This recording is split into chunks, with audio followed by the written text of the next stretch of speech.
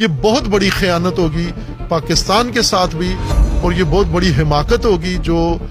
تاریخ پاکستان میں بڑے بڑے احمق جرنیل گزرے ہیں۔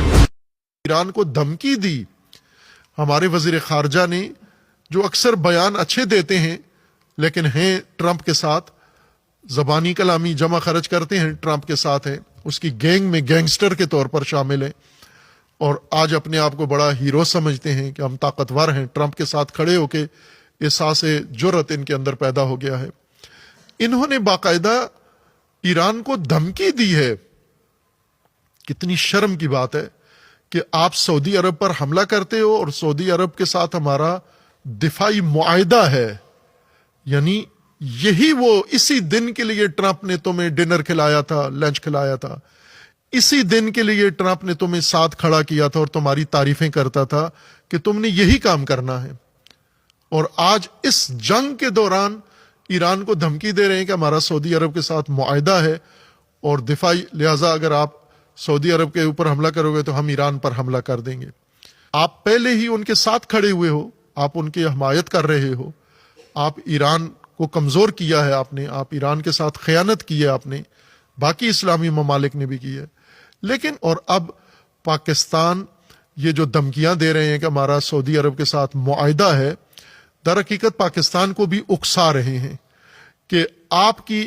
گیس قطر سے لیتے تھے، بند ہو چکی ہے پاکستان میں۔ LNG گیس جو سلنڈروں میں بھر کے لوگ گھروں میں جلاتے تھے، یہ پہلے ہی انرجی کا بحران تھا، اب خلیج کی وجہ سے پاکستان کے لیے بھی شدید بحران پیدا ہو گیا۔ یہ ہاتھ پاؤں مار رہے ہیں، کبھی آذربائیجان، کبھی کس سے کہ وہاں سے ہمیں یہ مل جائے، اور ابھی پاکستان کو بھی یہ اکسائیں گے کہ اقتصادی نقصان آپ کا بھی ہے، تو آپ اپنی نیوی یا طیارے لے کر جائیں اور آبنائے ہرمز کو کھولیں، چونکہ امریکہ خلیج سے بھاگ گیا ہے اپنے جہاز لے کر۔ وہ جو ابراہم لنکن طیارہ بردار تھا وہ لے کے بہت دور چلا گیا ہے، اس کے اوپر 2 دفعہ حملہ ہوا ہے، اور ایران نے طاقت اپنی بتا دی ہے، جس کا اعتراف امریکہ نے اور صہیونیوں نے کر لیا ہے کہ ہمیں اندازہ نہیں تھا ایران اتنا طاقتور ہے، اور یہ رہبر شہید کی بصیرت تھی کہ اس وقت شہید ہوئے ہیں جب ایران کو ناقابل تسخیر بنا دیا ہے، اور اپنی شہادت سے اب میزائلوں سے زیادہ ایرانی جوانوں کو اور ایرانی مجاہدوں کو زیادہ مضبوط کر دیا ہے۔ اس لیے اب یہ مایوسی کی طرف ہیں، اب یہ جنگ بندی کے لیے مختلف ممالک کو دھکیل رہے ہیں اور پاکستان کو بڑے غلط کام کے لیے اکسا رہے ہیں معاہدے کا حوالہ دے کر۔ اگر پاکستان نے یہ غلطی کی اپنی گیس کی خاطر یا بن سلمان کی خاطر یا اپنی معاش کی مجبوری ظاہر کر کے، یہ پاکستان کے لیے بہت بڑا خطرہ ہوگا، چونکہ پاکستان پہلے ہی 2 بڑے دشمنوں کی زد میں آیا ہوا ہے،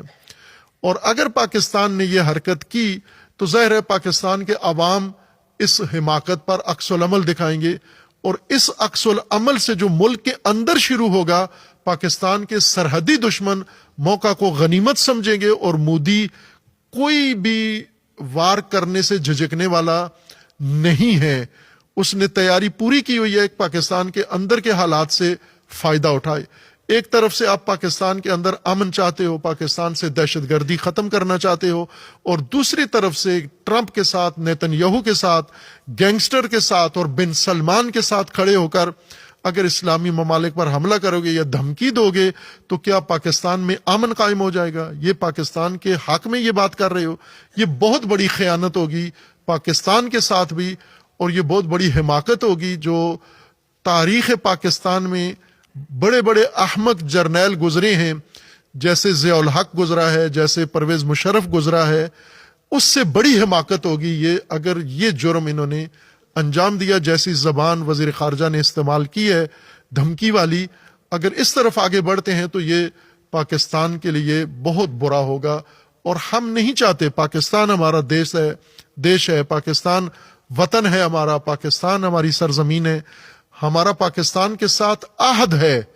پاکستان کو اگر مودی تباہ کرنا چاہے تو ہم اس کے مقابلے میں ہیں، پاکستان کو اگر طالبان تباہ کرنا چاہیں تو ہم ان کے مقابلے میں ہیں، اور پاکستان کو اگر کوئی ملک کے اندر موجود احمق حکمران تباہ کرنا چاہے تو ہم اس کے بھی مقابلے میں ہیں۔ پاکستان بچانے کے لیے ایرانی بچا لیں گے، بچا لیا ہے انہوں نے، ٹرمپ سے بچا لیا، ہر بھیڑیے سے بچا لیا ہے، لیکن ایرانی پاکستان بچانے نہیں آئیں گے،